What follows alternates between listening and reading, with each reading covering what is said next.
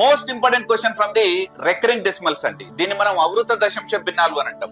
So bar వచ్చినప్పుడు ఏ విధంగా రాసుకోవాలో చూద్దాం. ముందుగా వీటిని డెసిమల్ ఫ్రాక్షన్స్ అని అంటాం. ఈ డెసిమల్ ఫ్రాక్షన్స్ ని మనం ఫ్రాక్షన్స్ లోకి మార్చుకోవాలి. ఇక్కడ చూడండి, పాయింట్ తర్వాత ఒక అంకె మీదనే బార్ ఉంది. సో ఏ నెంబర్ ఉంటే ఆ నెంబర్ తీసుకోండి. ఒక అంకె మీద బార్ ఉంది కాబట్టి ఒక 9 తీసుకోండి. ఇక్కడ ఫ్రాక్షన్ లోకి రాసుకోవాలి. సో ఇక్కడ యాస్ట్రీస్ గా నెంబర్ బారే ఉంది కాబట్టి 24 తీసుకోండి. ఇక్కడ 2 డిజిట్స్ పైన బార్ ఉంది కాబట్టి 99 అవుతుంది. కానీ ఇక్కడ ఇది మిక్స్డ్ రికరింగ్ డెసిమల్స్ అని అంటాం, మిశ్రమ అవృత దశాంశ భిన్నం అని అంటాం. సో దీని విధంగా తీసుకుంటామని ఒకసారి చూడండి.